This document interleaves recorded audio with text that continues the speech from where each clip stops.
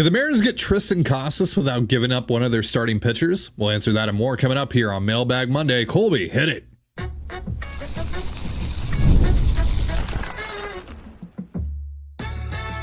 You are Locked On Mariners, your daily Seattle Mariners podcast. Part of the Locked On Podcast Network, your team every day. Ahoy, sailors. It is Monday, January 6, 2025. This is Tiding Gonzalez and Colby Patnode for the Locked On Mariners podcast, part of the Locked On Podcast Network, your team every day. We'll be opening up the mailbag and answering your Mariners questions like we do here every Monday. But before that, quick shout out to our title sponsor today, FanDuel. From big upsets to game-winning drives, the NFL playoffs are better with FanDuel. New customers can bet $5 and get $200 in bonus bets guaranteed, win or lose. Visit FanDuel.com to get started. And if you want to hear from me and Colby even more and help support the show, check out our Patreon. All you have to do to check that out is click the link in the description of this episode. Kicking us off here on Mailbag Monday is Mariners to the Moon, who wants to know if Alex Bregman or Nolan Arenado end up going to Boston. Is there anything other than one of the 5 starters that the Mariners could offer the Red Sox to get Triston Casas that the Red Sox would say yes to? Well, first things first, happy birthday, Mom. Hey, happy birthday, yes. Colby's mom. She actually listens to the show, unlike somebody else's mother. But my mom listens to the show. How often? I don't know about every day. Daily. Ha. So if you guys didn't know, this question stems from a report late last night from Chris Cotillo, who confirmed an earlier report or tweet or whatever you want to call it from an account called Cardinals Live, I believe. They're just at Cardinals Live, I think is their Twitter handle. Basically said that the Red Sox, despite what Craig Breslow, their GM, has been saying publicly, are very much shopping Triston Casas. And it is more than just, we'll listen if you guys want to, but it's like this is the guy they want to move to make room for other things that they want to do. Now, we've also heard varying reports about the Mariners' interest level in Casas from Peter Gammons, saying the Mariners just don't like Casas at all, to Ryan Divish and Adam Jude saying like the Mariners like Casas fine, like they like him, to this Cardinals Live report saying that they love him. Like, so where's the truth? Probably somewhere in the middle, blah, blah, blah. But that's why this is being talked about today is it was first brought up by, I think, Cardinals Live on Saturday night. And then last night, Cotillo kind of confirms most of what he said. Doesn't specifically say that Seattle loves Casas like Cardinals Live did, but did back up that, yes, the Red Sox are having discussions with other teams about trading Casas. And yes, they are still in on Bregman. And yes, they are interested in Arenado if they don't get Bregman. And it sounds like Arenado, because the Dodgers probably aren't going to work out, Boston is now the team that he would prefer. So in theory, if they get Bregman or Arenado, Devers has to move to first. Yeah. And at that point, Casas could DH, but they have Yoshida, who, $17 million to sit on the bench, probably not going to be okay with that. So Casas is apparently very much out there. Could the Mariners get him without, if we assume that the Red Sox get their third baseman, right? And it means Casas is more available. Could they get him without giving up one of their 5 starters? Maybe. It kind of depends on what the Red Sox want. The Red Sox technically don't need a starter at this point, now that they've signed Walker Buehler. So that gives them 6, including Lucas Giolito, who's supposed to be ready for opening day. Yeah. Giolito Garrett said Whitlock. he doesn't. Yep. Bayo, Cutter Crawford, blah, blah, blah. So no, but I mean, like, behind the 5 that are in place, like I believe Whitlock, Giolito. Yeah. There might be one other guy that I'm missing. Chris Hall. Yeah. Yeah. So is there a move that they would make then at that point without wanting a Mariners starter? They kind of have to, because if they want to move Casas, right, because they don't have room for him, doing it for a starting pitcher doesn't make a lot of sense. So are there guys that they would trade Casas for straight up? I mean, I don't know if they would say yes, either side would, but I do think something like Andres Munoz might make some sense. Matt Brash might make some sense. Randy Arozarena might make sense. Apparently, the Red Sox would like a right-handed hitter in their lineup. Now, that's Arenado and Bregman, so maybe that solves that problem for them. But I believe specifically looking for right-handed outfielders is kind of what they're looking at. So Victor Robles, maybe, I guess. But so are there some players that could make sense for the Red Sox and the Mariners to come together on a Casas trade? Sure. It's going to hurt, and that was going to be true, whatever. Is there a path where there's a prospect-only trade for Casas? I don't think so. I doubt it, but maybe. And we have to remember the Mariners aren't going to be the only team bidding on Casas. They haven't been so far. But the team right now that is, kind of. We've heard them linked to him so much. A lot. So. Yes. Right. And they still haven't, figured out first base. Yeah. So it makes a lot of sense. But I think it's going to be, if a trade were to get done, I think it'd be Munoz or Brash. Like maybe you get really lucky and it's like Santos and a prospect or something like that. Or maybe, they're willing to just use Casas to upgrade their rotation and they go back and they get the deal that I think the Mariners ultimately wanted to do, which was Casas and Crawford for Castillo. Maybe that's back on the table for the first time, but probably not, would be my guess. So could they get Casas without giving up one of their 5 starters? Yeah, I think they could. Is it likely? I don't know. I don't know how the Red Sox feel about their bullpen and all that. So it's tough to say. Yeah, it's hard for me to see. And again, it depends on how much the Mariners like Casas. Now, Cardinals Live, I believe, was the one that said they love Casas. Yeah. But other reports we've heard from like Adam Jude and company have made it sound like they like him. They like him, but they don't love him. I think also what Alex Spire from the Boston Globe, he said like, oh yeah, they're more so looking at pitching. They're not even really talking about Casas when all this stuff was going on a couple weeks ago. Right. Yeah. And then we had the thing like Casas and Yoshida for Castillo was out there. And it's like, well, the Mariners loved Casas. They probably would have taken that deal. Yeah. They clearly don't. So again, there's so much smoke and so much misdirection going on here with these two teams in particular. It's really tough to say like what's true, what's not. I think the only thing we can say that's true is that the Mariners have some level of interest in Casas and the Red Sox have some level of interest in trading Triston Casas. And anything more than that, I think we're all just kind of guessing or speculating. Kane wants to know, it would seem Justin Turner is inevitable, which is fine, given the talk of being comfortable with a Moore/Bliss combo at second base until when Young is deemed ready. That leaves third base. Is Yoan Moncada really an option that makes the team better than 2024? Is a Jorge Polanco return likely? So Francis Romero reiterated the other day that the Mariners are still interested to a certain degree in Yoan Moncada, along with the Blue Jays and a couple other teams were mentioned as well. I can't remember Cubs. who. Cubs, weirdly, although which is interesting and could maybe open up the Nico Horner thing again. So maybe keep an eye on that.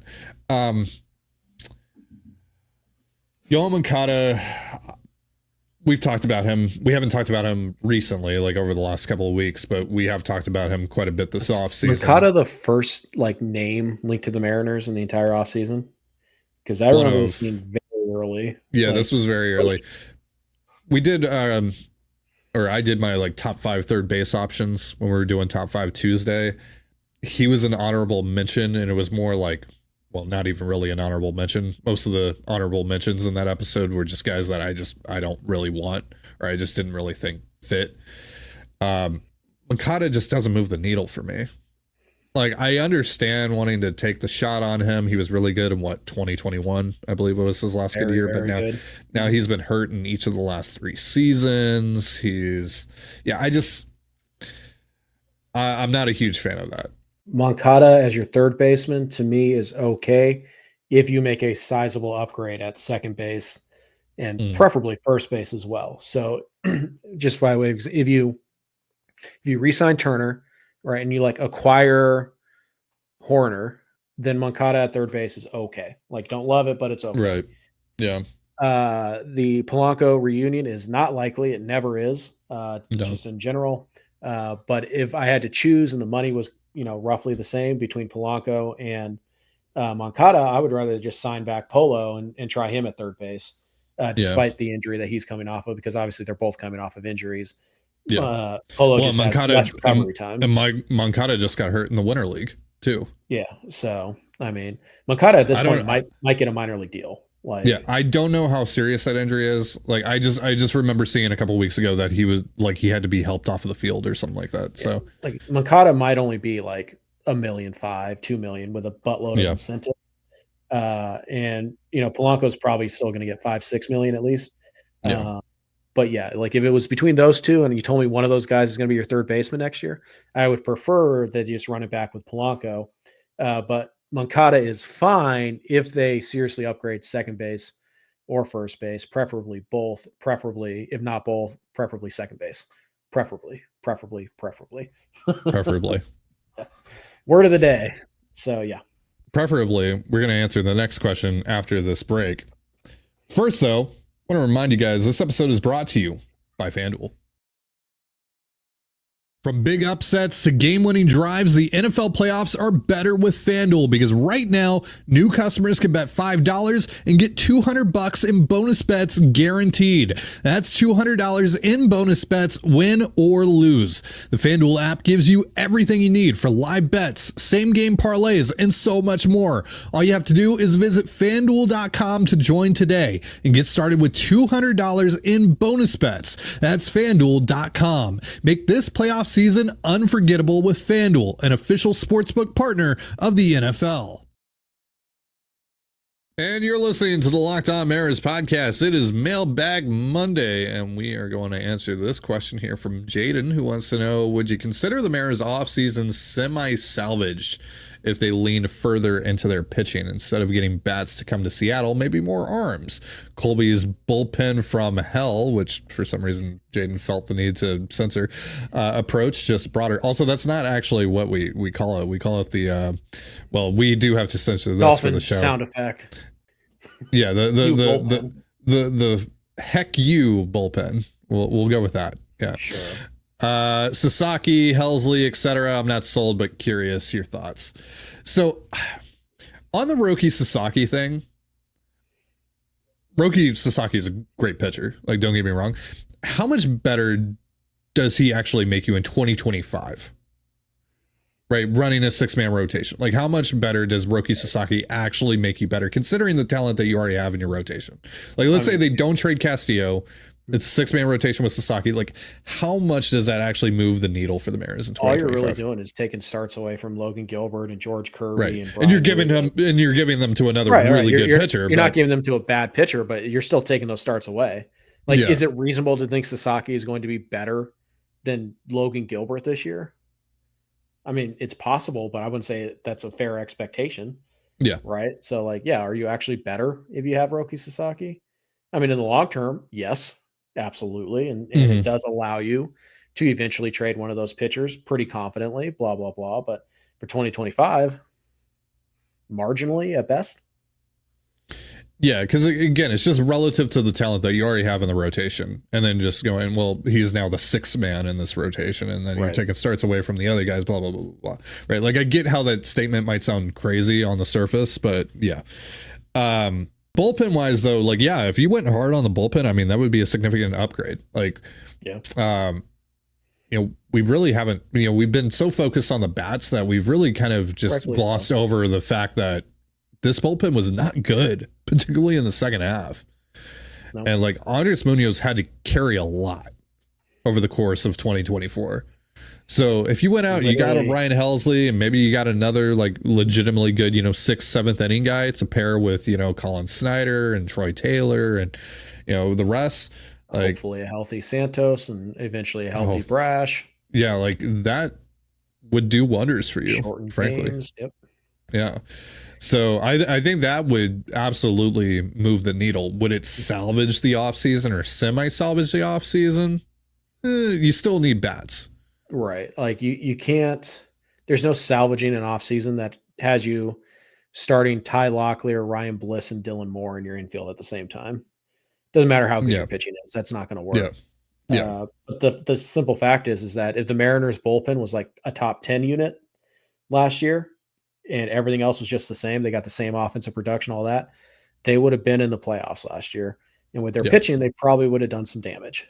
So like we talked about this at the beginning of the offseason, the bullpen is like the biggest need that nobody wants to like think about right now. And again, the Mariners are really good at identifying bullpen talent, but they're not infallible. Obviously, look at last year. They had a bottom 10 bullpen in all of baseball. So they're really good at it. That doesn't mean that they're going to be perfect at it. So going out and actually spending resources on guys who have a track record and are likelier than others to repeat their success does make sense, because again, last year, if you had a better bullpen, if you had the 2021 bullpen, the 2022 bullpen, the 2023 bullpen last year, you make the playoffs and you very well might win the division still. Like, that's how bad the bullpen was last year. And so Munoz can't do it by himself. I know to some degree you're hoping on Santos being healthy for the entire season, and you're counting, unfortunately, you're counting on Matt Brash to come back at some point and be really good, even not just come back and be healthy. And you're kind of, you're hoping Troy Taylor kind of builds on what he did last year. You're hoping Colin Snyder repeats. There's a lot of hope in that bullpen right now. So why not go out and get a couple floor guys? And the market for the bullpen arms really hasn't moved. Hoffman's still out there. Scott's still out there. Not that either of those guys are going to be Mariners, but like the top end guy, Estevez, is still out there. Like a lot of the top-ish end guys are still out there. They're still available. And we're 40 days away from pitchers and catchers. There's going to be value to be had in the bullpen. So I don't know. It's not salvageable if you're running, if the slate of offensive players you have right now is what you're running out there in March, you didn't salvage anything, regardless of how good your bullpen is. If you still make the offensive up, maybe it's even just like, we got Turner, we got Iglesias, we got Moncada, and then we went out and we got, a Helsley type, and then maybe like pick a really good middle 6th, 7th inning guy, then I would say that's salvageable. But with the way the bats are right now, no, nothing can salvage that except for getting better bats. Yeah. So I would say like getting Roki, the value of that would be more so long-term than short-term, but addressing the bullpen in a significant manner, I do think would help this team a lot. Mm-hmm. I would rather they spend the money on really good bullpen arms than they just, go get one like above average hitter. Like if you're telling me it's like Luis Ariz, or I can go get like 2 7th, 8th inning type bullpen arms for the same amount of money, I'd rather have the bullpen arms. But it's tough to say anything is salvageable when your offense looks like it does right now. Max wants to know, if the Mariners traded for Luis Robert Jr., which I'm down for, how would you use him effectively throughout the season? Maybe if he gets out of Chicago and enjoys playing again, he could go off. It's kind of a big problem, right? That you have to hope that he feels like playing well. It's pretty easy. If you acquire Robert, then essentially Raley is your everyday first baseman, more or less. And then you just take Arozarena, Robles, Rodriguez, and Robert, and you just rotate them through. Now, Randy should never play center field, although he did a couple times last year. But he never should. But right there, you have 3 center fielders, all of them very good center fielders, by the way. And you just rotate them through. So Randy, I think, mostly would play DH. I think Randy and Robert, in an attempt to keep him healthy, would probably get the most time at DH. But you could absolutely give Julio a day there and have, Robert play center, or you can get Robles a day there, have Robert play right, all that stuff. So, with the DH, and even if you didn't want to use the DH, like you have 162 games in 3 spots divided by 4 players, it's like 120 games each.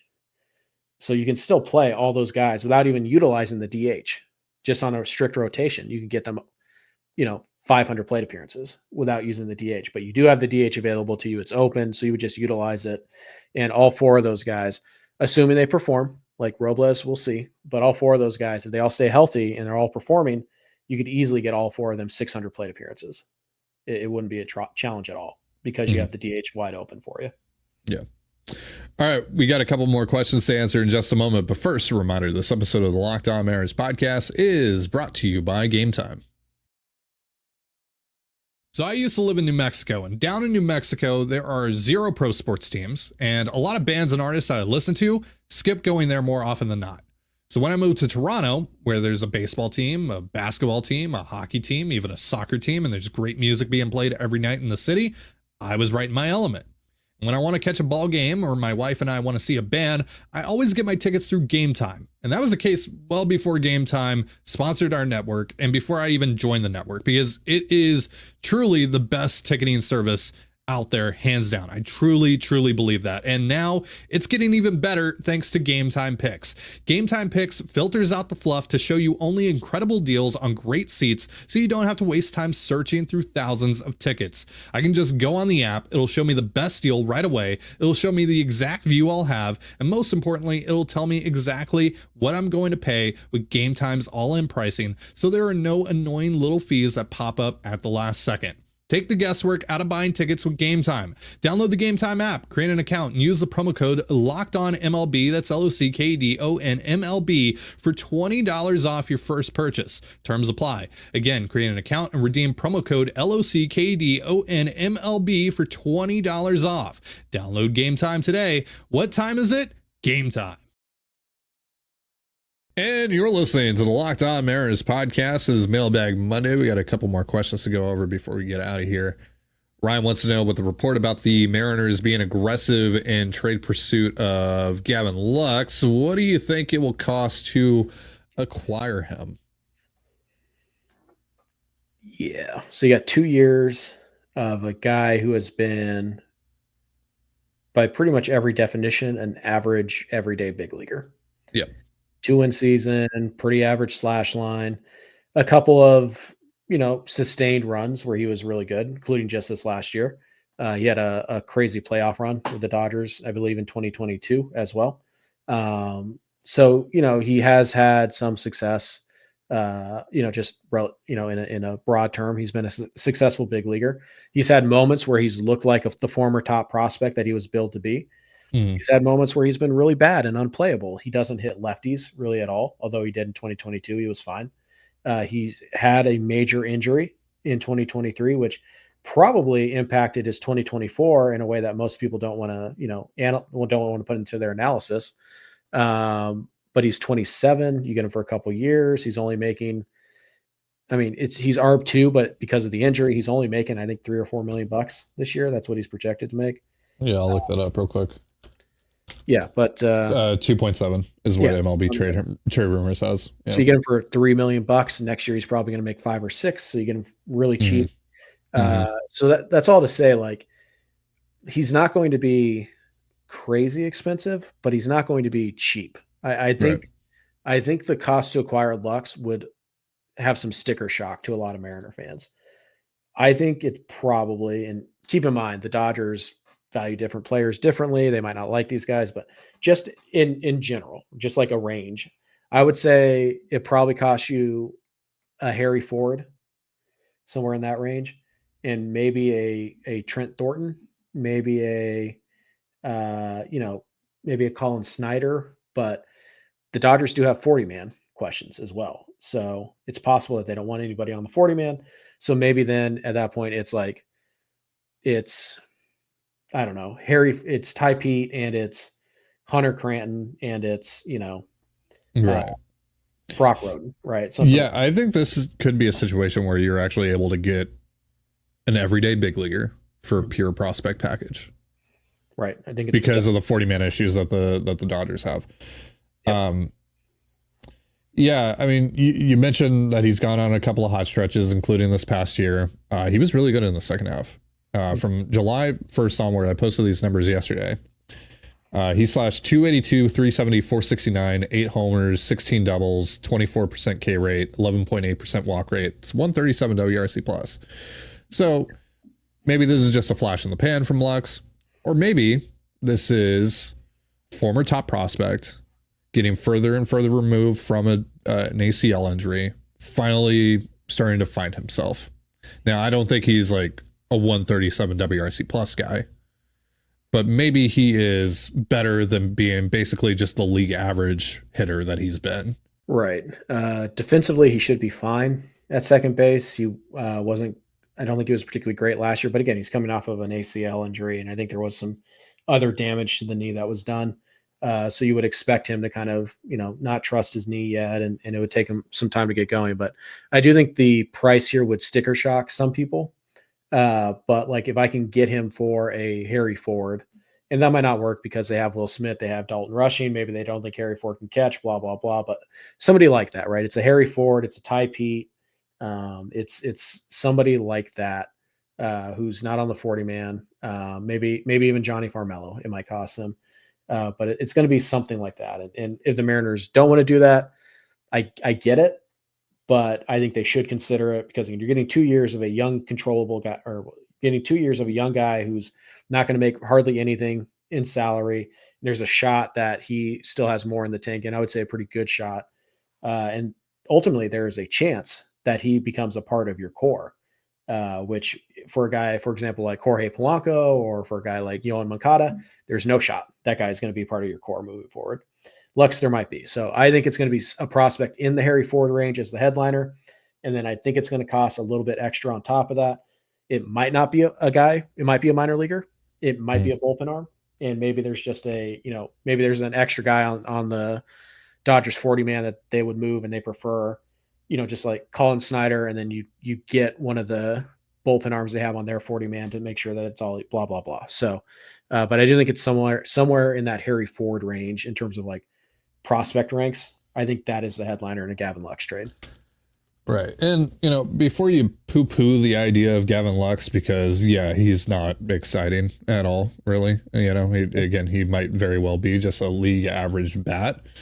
Let me remind you who's played second base for the last few years for the Seattle Mariners. Jorge Polanco, 92 WRC plus. Colton Wong, disaster. Adam Frazier, kind of mid. So has one of the best hits in Mariners history. Don't get me wrong, but also overall kind of mid. So if the Mariners just got, a 100 WRC plus out of their second baseman in 2025, I would welcome that with open arms at this point. M's to the Moon wants to know if you could build the perfect Mariners pitcher using attributes from past and present pitchers, such as Randy Johnson's intimidating mound presence, Felix Hernandez's changeup, George Kirby's control. What would your ultimate pitcher look like? Felix Hernandez swagger. Also his changeup. Yeah, also his changeup. Matt Brash's slider. Over Randy Johnson's slider? It's tough. It's tough. I mean, I thought he was talking specifically starters, but if it's just anything, technically Brash did start. Like he did make 4 or 5 starts.